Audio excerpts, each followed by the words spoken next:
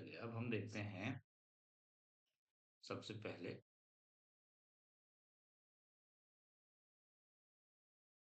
वैदिक काल में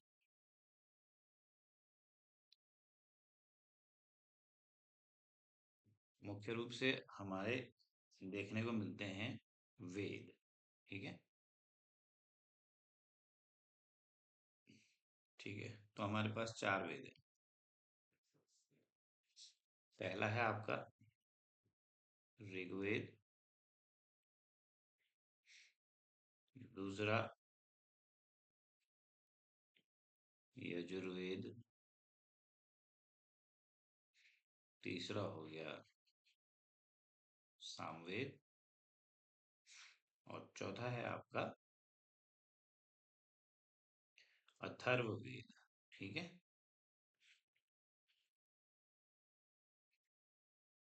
तो ये हो गया आपके चार वेद। ठीक है। तो देखिए, सबसे इम्पोर्टेंट जो एग्जाम्स में अब वैदिक काल में वैसे ज्यादा पूछा नहीं जाता है, लेकिन एग्जाम में सबसे ज्यादा वेद से संबंधित पूछा जाता है कि ब्राह्मण, ये ब्राह्मण क्या है। हम्म, ब्राह्मण जानते हैं क्या होता है? हम्म। Yes sir. क्या? पेट में जो पूजा पाठ करते हैं ना उनको। वो अलग चीज है, लेकिन ये जो ब्राह्मण है, ठीक है, जो ये ब्राह्मण है, वेद के बाद जो ये ब्राह्मण आते हैं ये भी ग्रंथ ही हैं, जिनमें ऋग्वेद, जैसे मान लो जो ऋग्वेद के ब्राह्मण होंगे उनमें ऋग्वेद का सार होगा।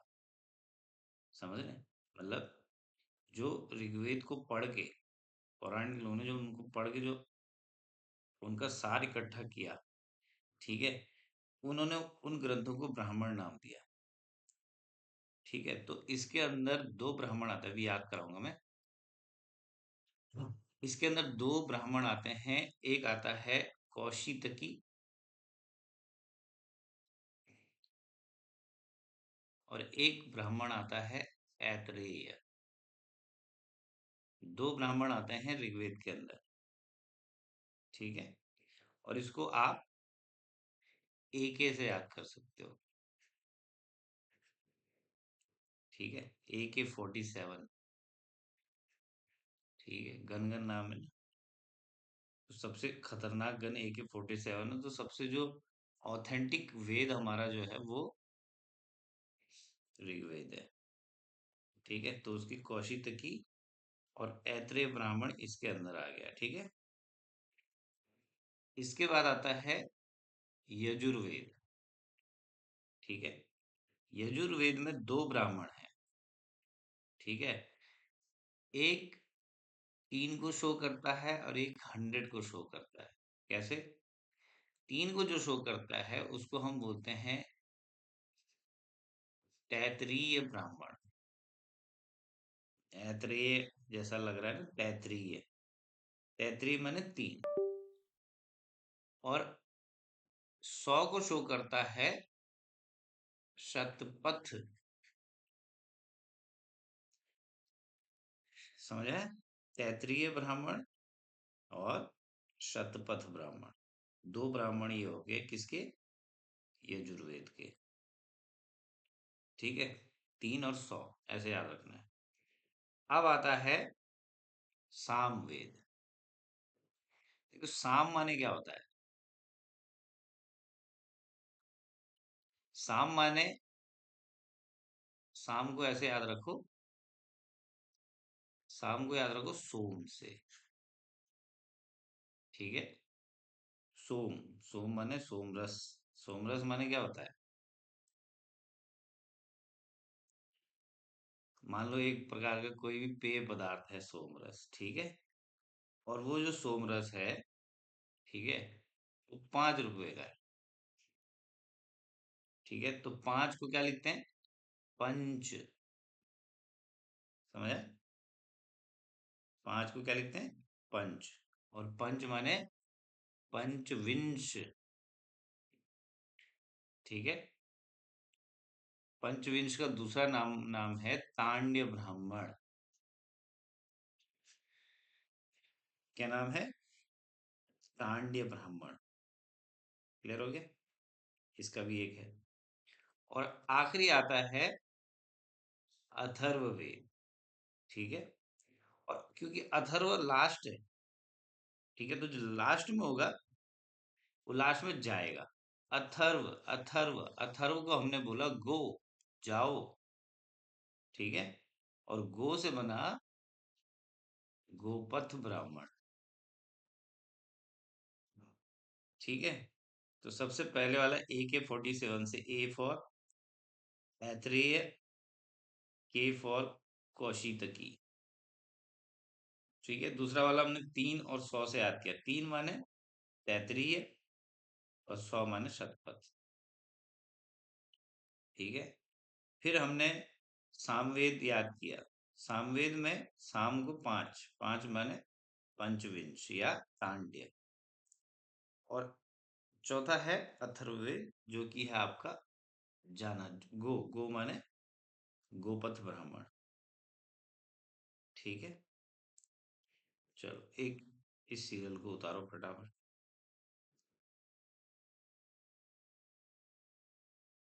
कोडिंग के साथ, ताकि याद हो जाए।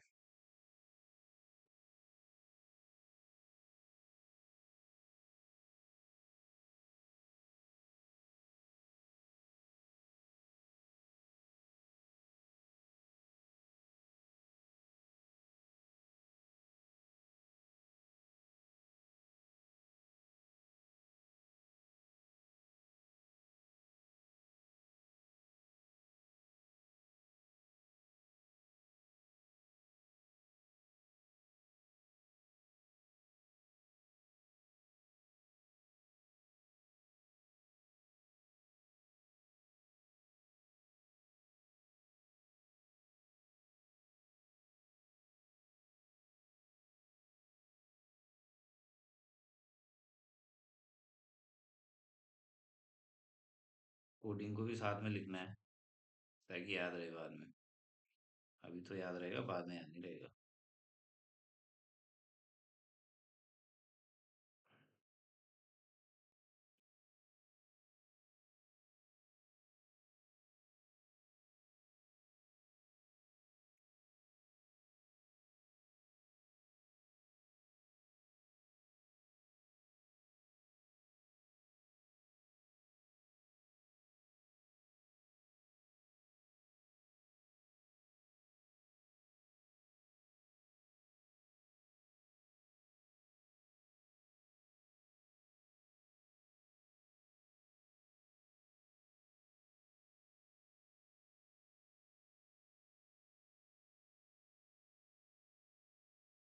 हो गया।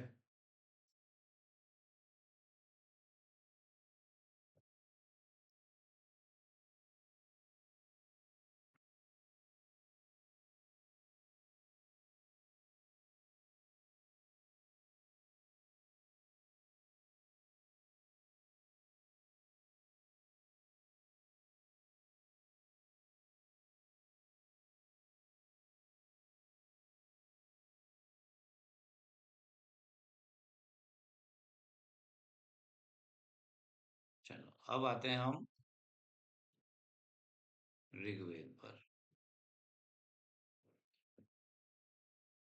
देखो, ऋग्वेद में सबसे पहला आपको समझना है कुछ, कि इसमें कुछ मंडल हैं, और उनसे सवाल पूछे जाते हैं कि इस मंडल में क्या है, उस मंडल में क्या है। तो जो जो मंडल आपको अवेलेबल हैं या जो आपके कोर्स में है, वो आपको बताए जाएंगे। जैसे सबसे पहला आता है इसका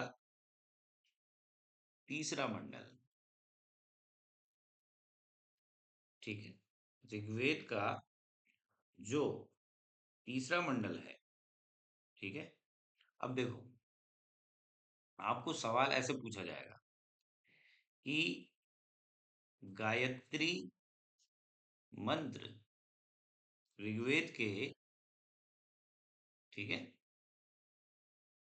कौन से मंडल में? ठीक है। तो गायत्री में आपको याद रखना है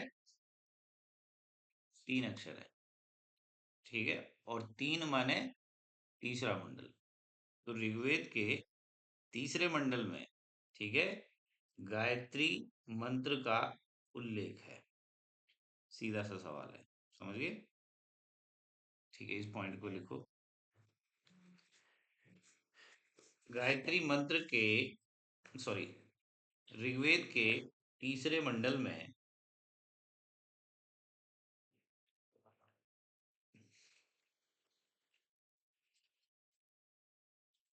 गायत्री मंत्र का उल्लेख मिलता है।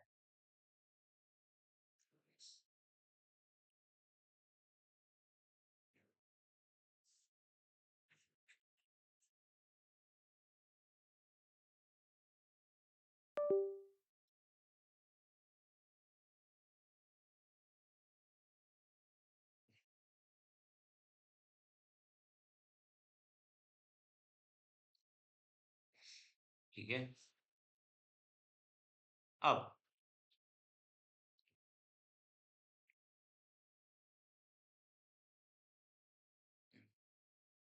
एक आता है गायत्री, सॉरी, ऋग्वेद का 7वां मंडल, ठीक है। तो 7 से आप समझेंगे 7, और इस 7 से आप समझेंगे 10 लोग एक साथ, और एक अकेला। इसका मतलब 10 लोग और एक आदमी का युद्ध हुआ, ठीक है। और 10 का मतलब था 10 जनों, 10 जनों का जो युद्ध हुआ वो सुदास के साथ हुआ, ठीक है। 10 जनों का जो युद्ध सुदास के साथ हुआ, इस युद्ध को नाम दिया गया 10 राज्ञ, या 10 राज मिलेगा आपको कहीं कहीं। 10 राज्य युद्ध या 10 राज युद्ध, समझ रहे हैं? तो ऋग्वेद के 7वें मंडल में मिलता है 10 राज्य युद्ध, जो 10 जनों और सुदास के बीच हुआ। और इसमें एक नदी आती है बहुत इंपॉर्टेंट, जिस नदी का नाम है पुरुषणी नदी। किस नदी के किनारे हुआ ये युद्ध? पुरुषणी नदी। तो पुरुष के जैसा नाम जिस नदी का होगा, ठीक है, तो आप इंग्लिश में लिखेंगे तो ऐसे लिखेंगे रवि, लेकिन उसको हिंदी में बोलेंगे रावी। तो पुरुषणी किसका पुराना नाम हो गया? रावी नदी का। उसको कोडिफाई भी कर लें, पुरुष जैसा नाम, दैट इज रावी, ठीक है। तो रावी या पुरुषणी नदी के किनारे 10 राज्य युद्ध हुआ, 10 जनों और सुदास के बीच हुआ, ठीक है। और इसमें जो विजयी हुआ वो हमारा सुदास विजयी हुआ। विजयी कौन हुआ? सुदास। क्लियर हो गया? तो ये है 7वां मंडल। तो 7 से याद रखना है 7 7। क्लियर है? लिखिए। ऊपर से पहले हेडिंग डालिए, ऋग्वेद का 7वां मंडल।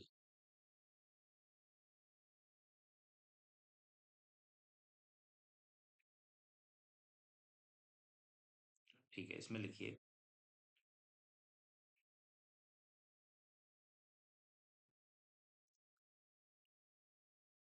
ऋग्वेद के 7वें मंडल में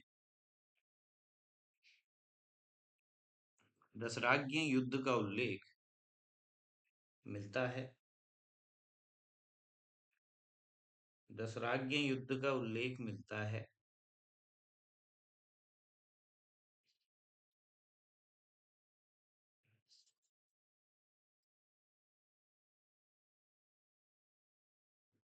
यह युद्ध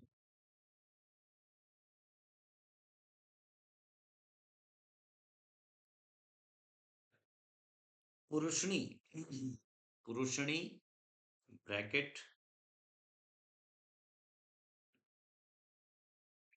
रावी नदी के तट पर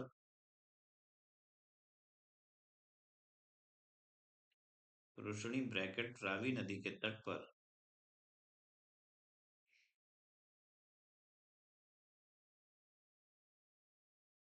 सुदास और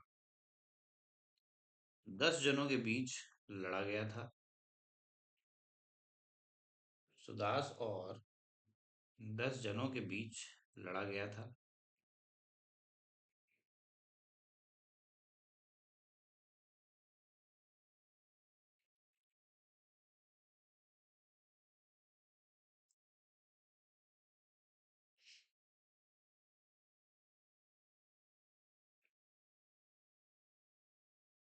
ठीक है।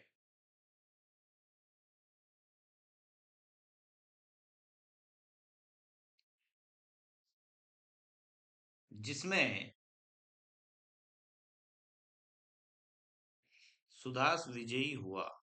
जिसमें सुदास विजयी हुआ।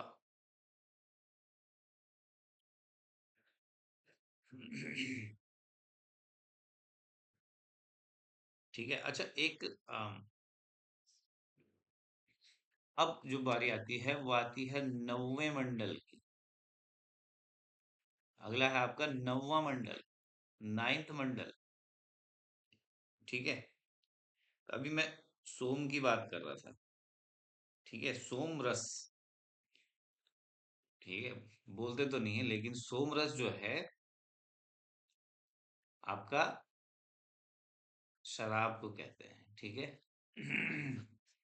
तो शराब पीनी है, शराब पीनी चाहिए? नहीं। ठीक है। और नहीं माने नो, नो माने नो। समझे? अब हम यहां से क्या रिलेशन बना रहे हैं कि 9वां मंडल सोम देव को समर्पित है। सीधा सवाल आएगा आपके एग्जाम में कि ऋग्वेद का 9वां मंडल किसको समर्पित है? तो किसको समर्पित है? सोमदेव को समर्पित है। क्लियर हो गया? देखिए ऊपर से, मतलब एक लाइन में लिख लो। ऋग्वेद का 9वां मंडल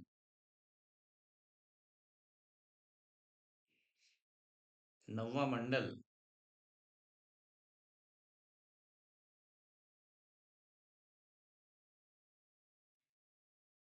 सोमदेव को समर्पित है।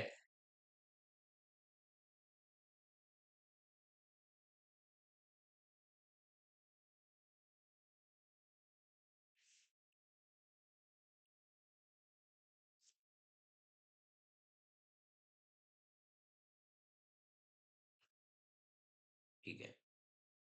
अच्छा, अब आता है सबसे इंपॉर्टेंट 10वां मंडल। ऋग्वेद का 10वां मंडल क्या कहता है? सॉरी, हाँ, ऋग्वेद का 10वां मंडल क्या कहता है? तो जो ऋग्वेद का 10वां मंडल है इसमें एक पुरुष सूक्त है। क्या है इसमें? पुरुष सूक्त। ठीक है, ये नए नए वर्ड्स आपको थोड़ा सा इनसे पहचान करनी पड़ेगी। ठीक है। इसमें एक पुरुष सूक्त है जिसमें इस पुरुष सूक्त के अंदर चतुर्वर्णों का उल्लेख मिलता है। किसका उल्लेख मिलता है? चतुर्वर्णों का। ठीक है, चतुर्वर्णों का उल्लेख मिलता है। ठीक है, चतुर्वर्ण माने 4 वर्ण। और आपको पता है वो 4 वर्ण कौन कौन से थे? ब्राह्मण, ब्राह्मण, फिर था क्षत्रिय, क्षत्रिय, हम्म, फिर शूद्र तो लास्ट में था। वैश्य वैश्य और शूद्र, हाँ। और शूद्र। ठीक है। ये ये चार वर्ण थे। ठीक है। तो अभी मैं इसका सार बताऊंगा आपको कि वास्तव में वो क्या था और उसका धीरे धीरे धीरे जो परिवर्तन हुआ वो किस प्रकार से हुआ। ठीक है। तो ब्राह्मण, क्षत्रिय और शूद्र, सॉरी, वैश्य और शूद्र, ये चतुर्वर्ण थे जो ऋग्वेद के 10वें मंडल में मिले। ठीक है। अब इसमें से तीन की कैटेगरी अलग थी। तीन को हम अलग रूप से जानते थे। इसमें इसको बिल्कुल अच्छे से नोट करना, क्योंकि ये बहुत इंपॉर्टेंट है कि इन तीनों को, हैं तो तीन, लेकिन हम इन तीनों की कैटेगरी डालते थे, इनको हम कहते थे द्विज। समझ गए? ये तीन किस में आते थे? द्विज श्रेणी में आते थे। कौन सी श्रेणी थी इनकी? द्विज श्रेणी। और उस द्विज श्रेणी में शूद्र नहीं था, सिर्फ ब्राह्मण, क्षत्रिय और वैश्य था। ठीक है। चलो पहले इसको लिखो, फिर मैं इसका सार बताता हूँ। लिखिए, पहले हेडिंग डालिए, ऋग्वेद का 10वां मंडल।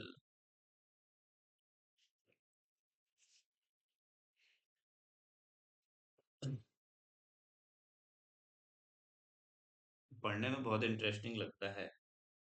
ठीक है। लेकिन आपको इसमें अगर याद भी हो रहा है तो बड़ी अच्छी बात है। ऋग्वेद का 10वां मंडल, इसमें लिखिए, ऋग्वेद के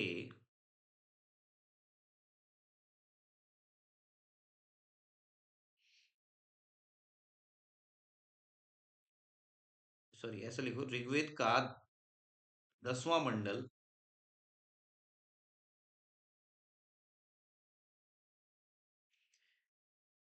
हमें ऋग्वैदिक समाज के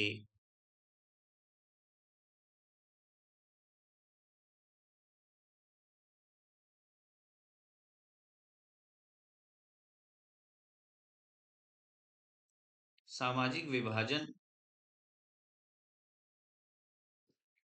को प्रदर्शित करता है।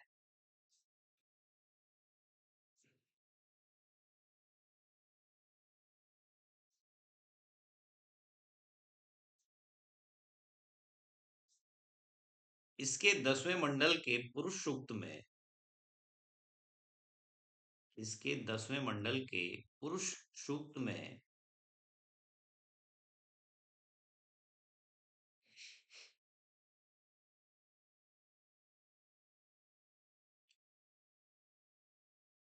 चतुर्वर्णी समाज का उल्लेख है। चतुर्वर्णी समाज का उल्लेख है।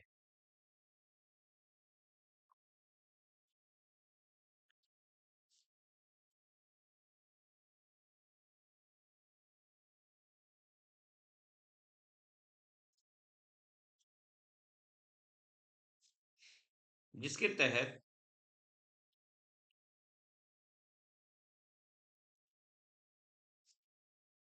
सबसे उच्च ब्राह्मण,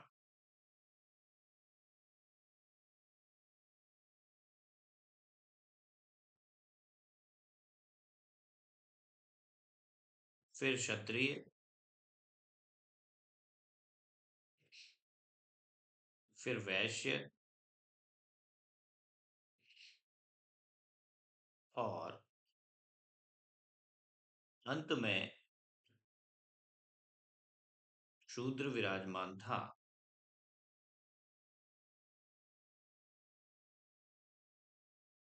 शूद्र विराजमान था।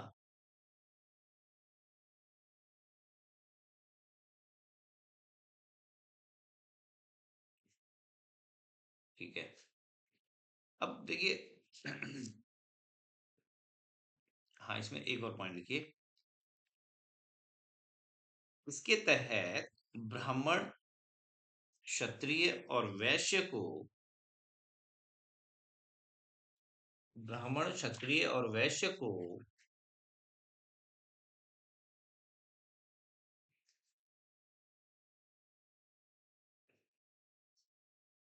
द्विज की श्रेणी में रखा जाता था। द्विज श्रेणी में रखा जाता था।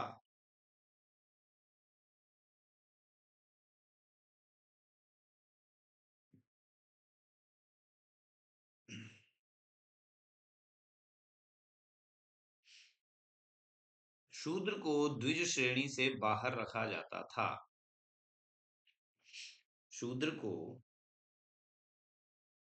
द्विज श्रेणी से बाहर रखा जाता था। ठीक है।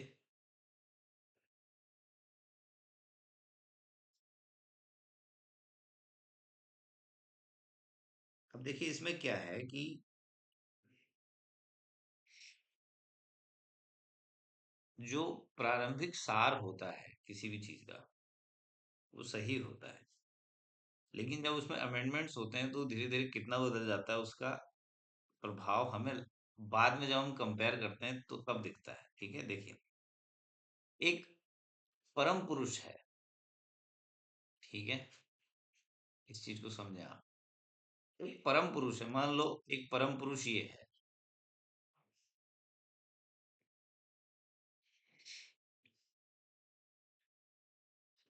एग्जाम्पल के तौर पे बता रहा हूँ। ठीक है,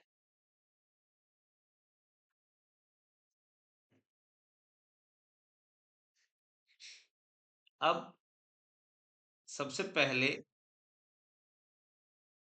परम पुरुष के मुख से, ठीक है, यहां से निकला ब्राह्मण। ठीक है, वो इसलिए बताया गया क्योंकि ब्राह्मण जो है वो सिर्फ शिक्षा दीक्षा पर ही निर्भर था। ठीक है, तो जो शिक्षा देता था वो ब्राह्मण था, इसलिए हम बोलते थे कि वो ब्राह्मण है और उसका व्यवसाय शिक्षा है और वो परम पुरुष के मुंह से निकला। ठीक है, मुंह से निकलना एक सिंबलिक है, ऐसे कोई मुंह से नहीं निकल सकता। ठीक है, दूसरा यहाँ पे आता है ये भुजाएं। ठीक है, भुजाएं देख रही है ना, भुजाएं से निकला क्षत्रिय। मुंह पे पानी मान लो, नींद आ रही है तो। ठीक है, और क्षत्रिय भुजाओं से इसलिए निकला क्योंकि उसका काम था रक्षा करना, और भुजा एक सिंबलिक है कि मेरी भुजाओं में बल है ना, इसलिए मैं किसी की रक्षा करूंगा क्योंकि मैं, मेरी भुजाओं में बल है, इसका मतलब मैं क्षत्रिय हूं, मैं रक्षा करूंगा। ठीक है, तो उसका व्यवसाय रक्षा करना था। क्लियर हो गया। द थर्ड वन इज वैश्य। वैश्य जो निकलता है वो जांघों से निकलता है भाई, है। अब जांघों को क्यों रखा गया? क्योंकि वैश्य करता है व्यवसाय। वैश्य क्या करता है? व्यवसाय। और आप अगर व्यवसाय करेंगे तो व्यवसाय करने के लिए आप बहुत दूर दूर तक जाएंगे, इसलिए आपकी जांघें स्ट्रांग होनी चाहिए। Is it clear? अब लास्ट आता है शूद्र। शूद्र पैरों से निकला। मैं फिर बता रहा हूं, पैरों से निकलना, निकलना इन द सेंस वो उत्पन्न होना है, उसका एक सिंबलिक। पैरों से कोई नहीं निकल सकता। ठीक है, तो शूद्र का स्थान जो पैरों को शो किया गया, इसका मतलब वो सबसे निम्न है। और शूद्र का काम था कि ऊपर की जो तीन कैटेगरीज है, वैश्य, क्षत्रिय और ब्राह्मण, तीनों की सेवा करना। तो सेवा इन द सेंस पैर दबा के सेवा की जाती है, इसलिए शूद्र को पैरों में रखा गया था। Is it clear? ये ये था जो परम पुरुष है।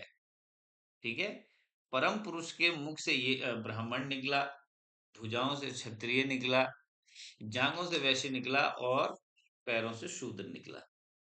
निकलना एक सिंबलिक है। ठीक है, तो ये एक कैटेगरीज थी जो इस तरीके से रखी गई थी।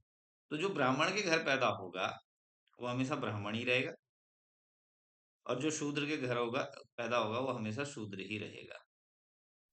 पर पहले तो ऋग्वेद में ऐसा था ही नहीं ना, मतलब ऋग्वेद में तो ये था कि कर्म के हिसाब से उनको उनकी वो दिया जाता था, मतलब ये कर्म का ही अगर वो बता रहा हूँ, कर्म का ही तो बता रहा हूँ। जो ब्राह्मण है उसका कर्म ज्ञान देना था ना। हुँ, मैं कर्म का ही तो बता रहा हूँ। ब्राह्मण का कर्म ज्ञान देना था, क्षत्रिय का कर्म रक्षा करना था, वैश्य का कर्म व्यवसाय करना था, और शूद्र का कर्म औरों की तीनों की सेवा करना था। ये कर्म है। ठीक है, अब मैं इसका दूसरा फैक्टर बताता हूँ जो आपने नहीं सुना होगा इससे पहले।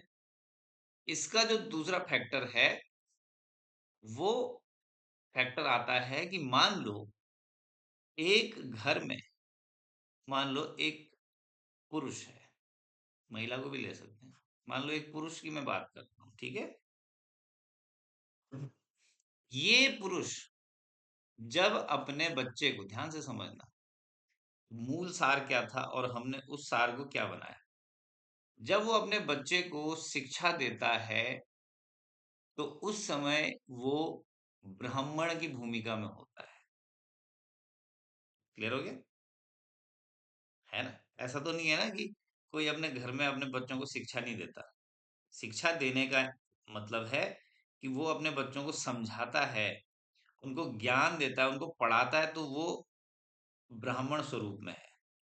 एक आदमी, ठीक है, पहले वो ब्राह्मण स्वरूप में आया जब वो अपने बच्चे को शिक्षा दे रहा था। फिर किसी भी संकट से बचाने के लिए वो तैयार है अपने परिवार को। इसका मतलब वो अपने परिवार की रक्षा करता है, तो वो उस समय क्षत्रिय है। क्लियर है? फिर वो क्या करता है, परिवार को खाने के लिए कुछ चाहिए, है ना? तो परिवार को, हाँ, अपने परिवार की आजीविका के लिए काम करता है, मजदूरी करता है, जो भी करता है, एक्स वाई जेड, तो वो उस समय पे वैश्य है। पैसा लाएगा तो वैश्य की कैटेगरी में आ जाएगा, ठीक है। और चौथा आपका, वो अपने परिवार की सेवा करता है। पत्नी बीमार हो गई, बच्चे बीमार हो गए, तो उनकी क्या करेगा, सेवा करेगा, तो वो उस समय शूद्र की भूमिका में आ जाएगा। तो एक ही व्यक्ति सब कुछ है। समझ गए मेरी बात को? ठीक है, ये अलग फैक्टर है। ठीक है, ये हो सकता है ये ऋग्वेद की सोच हो। भले ही ऋग्वेद में साफ साफ डिस्टिंक्ट किया गया है कि इसमें चार वर्ण हैं, जिसमें सबसे उच्च ये है, ये है, ये है और ये है। समझ गए मेरी बात को? ठीक है, लेकिन मैं उसका एक कंबाइंड वो बता रहा हूँ कि एक ही व्यक्ति एक ही घर में रह के ब्राह्मण भी है, क्षत्रिय भी है, वैश्य भी है और शूद्र भी है। ठीक है, चलो वो तो एक अलग कॉन्सेप्ट है। आप ये परम पुरुष वाला बना लीजिए, फिर मैं लिखाता हूँ। परम पुरुष वाला जो फिगर है उसको बनाइए।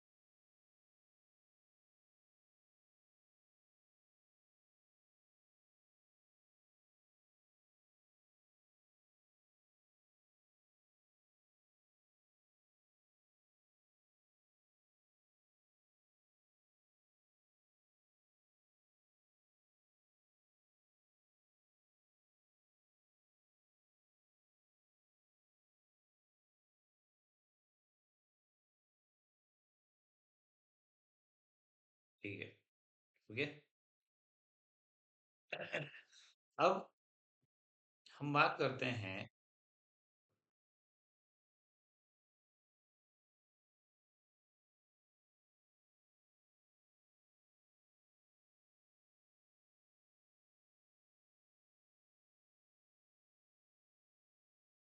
चलें आगे।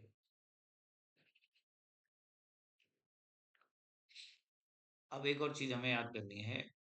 हमें याद करना है वेद और उसका उपवेद। ये बहुत ज्यादा आता है एग्जाम। ठीक है। तो हमारा जो वेद है, जैसे हमारे पास सबसे पहले है ऋग्वेद, फिर आता है यजुर्वेद, फिर आता है सामवेद, और फिर आता है अथर्व वेद। अथर्व वेद। ठीक है। अंत में आता है अथर्व वेद। अब देखिए, सबसे इंपॉर्टेंट ऋग्वेद। ऋग्वेद में वो है जो आज भी हमारे भारत की एक पहचान है, और वो है आपकी आयुर्वेद। क्लियर है। ऋग्वेद का जो उपवेद है, ठीक है, वो आयुर्वेद है। ठीक है। तो इसका मतलब इसमें आयुर्वेद से संबंधित चीजें हैं। ठीक है। एक मोटा मोटा बता रहा हूं याद करने के लिए। ठीक है। यजुर्वेद। तो देखो अभी आप पढ़ेंगे आगे कि जो यज्ञ संबंधी विधि विधान, यज्ञ संबंधी, ये देखो यो जो बना रहा है यज्ञ, यज्ञ बना रहा ना। यज्ञ संबंधी विधि विधान यजुर्वेद में है। अब यज्ञ क्यों करते थे? यज्ञ करते थे ताकि हमारी जीत हो, खुशहाली। पहले तो यही था ना, युद्ध जीत से के लिए पहले ही। तो हाँ, हाँ, जीत के लिए यज्ञ करते थे, है ना। तो जीत के लिए यज्ञ करते थे, तो जीत के लिए यज्ञ के साथ साथ हथियार भी चाहिए, और हथियार से आपको याद रखना है धनुर्वेद। इसका उपवेद क्या है? धनुर्वेद, धनुष। ठीक है। तीसरा आ गया आपका सामवेद। अब मैंने आपको साम से बताया था, साम से बनाना है सोम। सोम माने शराब, है ना। साम से बना सोम, और सोम से बना शराब, और शराब से याद रखना है कि शराब से आती है गंध। ठीक है। और गंध से बनेगा गंधर्व वेद। याद कर सकते हैं आप इससे। ठीक है। शाम से सोम, सोम से शराब, शराब से गंध, गंध से गंधर्व वेद। ठीक है। तो सोम वेद का उपवेद है गंधर्व वेद। ठीक है। और आखिरी हुआ आपका अथर्व वेद। तो अथर्व में देखो, अथर्व से याद रखना, ये सबसे नीचे है। जैसे सबसे नीचे शूद्र है। क्लियर है। और शूद्र, शूद्र निम्न जाति को शिल्पकार कहते हैं। क्या कहते हैं? शिल्पकार, है ना। तो शूद्र हुआ शिल्पकार, तो शिल्प से हुआ शिल्प वेद। समझा? इस तरीके से आप इनको याद कर सकते हैं। आयुर्वेद, धनुर्वेद, गंधर्ववेद और शिल्पवेद। तो इसको कोडिफाई करके पहले लिखिए, फिर इसमें एक और चीज बताऊंगा आपको।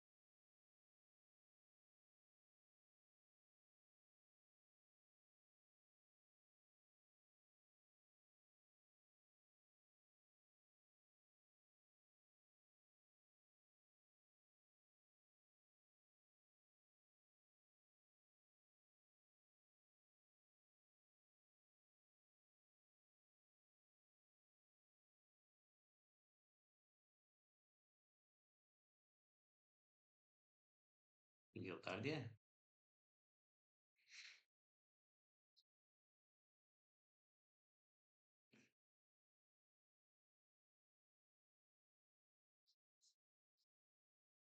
ठीक है। अब मैं इसमें आपको एक चीज बताता हूँ। इसमें तीन वेदों की एक कैटेगरी है जिसे नाम दिया गया है वेद त्रयी। वेद त्रयी। ठीक है, या सिर्फ त्रयी बोलेंगे उसे। त्रयी माने सिर्फ तीन। ठीक है। तो उस त्रयी में ऊपर के तीन हैं। देखो, ऋग्वेद, यजुर्वेद, सामवेद, अथर्ववेद। तो मैं आपको बता रहा हूं, आप इन तीनों का ऑर्डर कैसे भी रखो, उससे फर्क नहीं पड़ता। लेकिन जो ए है, इंग्लिश अल्फाबेटिकल सीरीज में ए सबसे पहले आता है, लेकिन वेद में अथर्ववेद सबसे लास्ट में। तो ये वेद त्रयी में नहीं आता। ठीक है। और आप इसको बाहर निकालने का एक कारण जो दोगे, उसी से आप दूसरी चीज याद करोगे। इसको इसीलिए वेद त्रयी में नहीं लाया जाता, क्योंकि इसमें जादू टोना, समझ रहे, जादू टोना और वशीकरण जैसी विधाओं का उल्लेख है। किसमें? अथर्ववेद में। ठीक है। सही, ये रियल कारण नहीं हो सकता, लेकिन मैं कह रहा हूं कि इसको वेद त्रयी में नहीं रखा गया। समझ रहे, वेद त्रयी में सिर्फ ऋग्वेद, यजुर्वेद और सामवेद है। अथर्ववेद वेद त्रयी में नहीं है। ठीक है। लिखो इसमें जरा।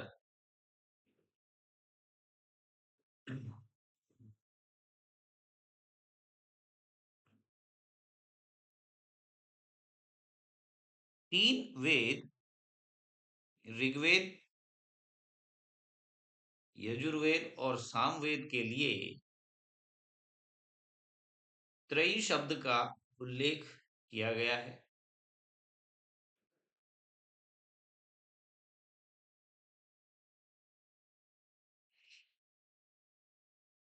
जिन्हें वेद त्रयी भी कहा जाता है।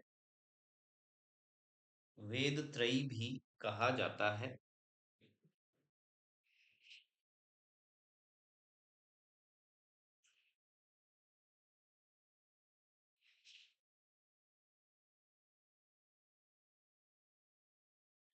अथर्ववेद में जादू टोने और वशीकरण का वर्णन है। जादू टोने और वशीकरण का वर्णन है।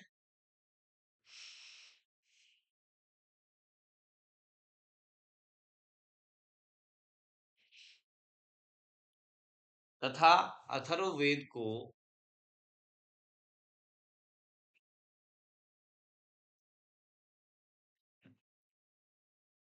सॉरी, तथा अथर्ववेद वेद त्रयी में शामिल नहीं है।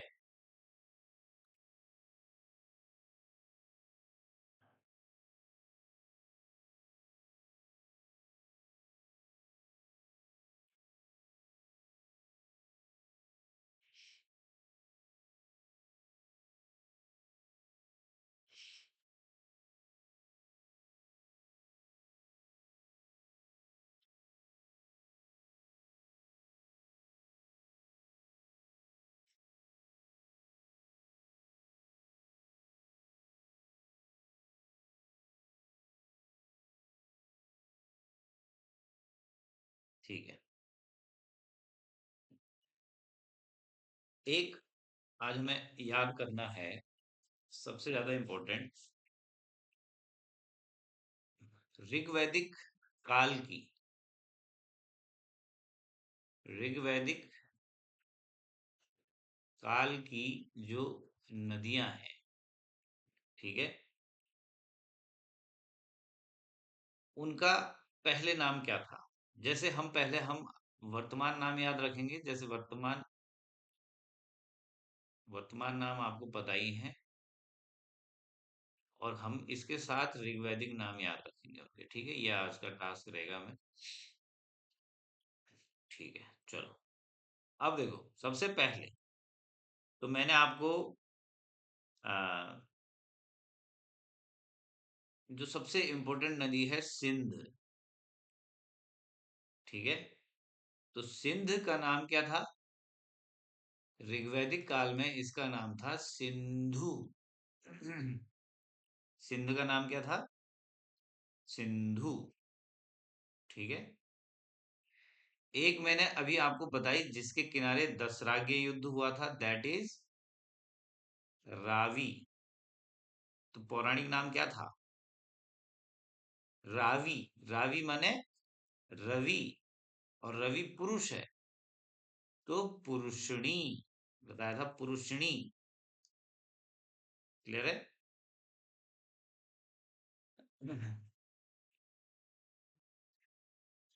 तीसरी नदी है, एक एक नाम को कोडिंग के साथ याद करना है। व्यास। तीसरी नदी है व्यास, ठीक है, BYAS। व्यास का नाम, ये वो और सौ सेम रहेगा, और ये एक्ट्रेस है विपाशा। विपाशा से याद हो जाएगा। व्यास का पुराना नाम क्या है? विपाशा, ठीक है। चौथा है आपकी गोमती। गोमती का पुराना नाम देखो, गो मौ सेम है, लेकिन ती नहीं लगाना है, इसकी जगह लिखना है लौ। गोमल। गोमती का पुराना नाम क्या है? गोमल, ठीक है, ठीक है। अब एक आधुनिक नदी है जिसका नाम है घग्घर, ठीक है, ये आधुनिक नाम है। अब आपको याद रखना है, इसमें आ रहा है घर। क्या आ रहा है इसमें? घर। तो प्रत्येक घर में, हर किसी के घर में एक देवी की फोटो है, ठीक है, ऐसे याद रखना है। घर में, हर किसी के घर में एक देवी की फोटो है, और वो देवी है सरस्वती। तो घग्घर किसका पुराना नाम है? सरस्वती का, ठीक है। इसे मतलब घर, मतलब सरस्वती का पुराना नाम, सॉरी, घग्घर का पुराना नाम सरस्वती है, ठीक है। इनको नोट डाउन करो पहले, याद करते हुए कोडिंग के साथ।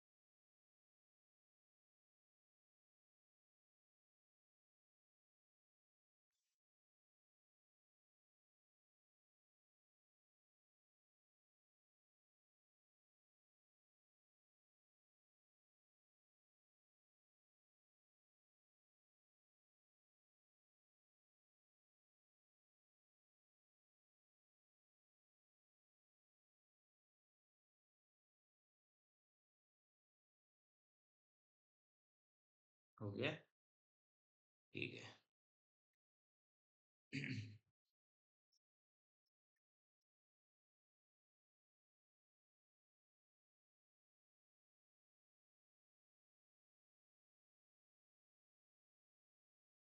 अब आते हैं हम नेक्स्ट नदी पे, जो है आपका वर्तमान नाम उसका है गंडक। गंडक नदी सुना होगा आपने, ठीक है। तो गंडक से आपको क्या याद रखना है? देखो, जब आपके दिमाग में गंडक आएगा और वो आपको पूछेगा कि इसका पुराना नाम क्या है, तो गण से बनाना है गंदा, और गंदा पानी बहता रहता है हमेशा। हमेशा माने सदा। ठीक है। तो सदा, सदा, और सदा क्या रहता है? पानी, तो सदा नीरा। गंडक का पुराना नाम क्या है?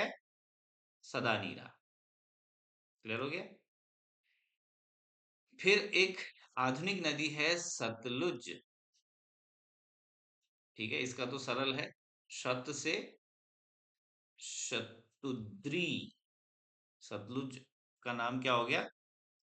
शतुद्री। क्लियर हो गया? शतुद्री। ठीक है। और एक है आपकी सबसे इंपॉर्टेंट, झेलम। अच्छा, इसके नाम पे जाना जरा। झेल, झेल माने झेलना, जिसको आप झेलते हैं, उसके साथ आप समय बिताते हैं। समय बिताना। ठीक है। और इस विता से याद रखना है वितस्ता। झेलम का पुराना नाम क्या है? वितस्ता। एक बार कोडिफाई कर लोगे तो हमेशा याद रहेगा, हर बार वैसे ही पढ़ना है। झेलना माने समय बिताना किसी के साथ। ठीक है। मतलब समय ऐसा बिताना जो आपको पसंद नहीं आ रहा, तो समय बिताना, वितस्ता। वितस्ता। ठीक है। तो झेलम का पुराना नाम क्या है? वितस्ता। क्लियर हो गया? ये तीन नदियां और लिख लीजिए जो इंपॉर्टेंट है।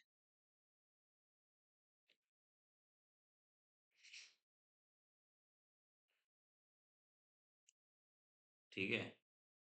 कल ऋग्वेद में, सॉरी, कल इसमें हम मुख्य चीजें करेंगे जो वैदिक काल में, जैसे अ, आजीविका के लिए क्या करते थे। ठीक है। सारी चीजें करेंगे। उतार लो इसे।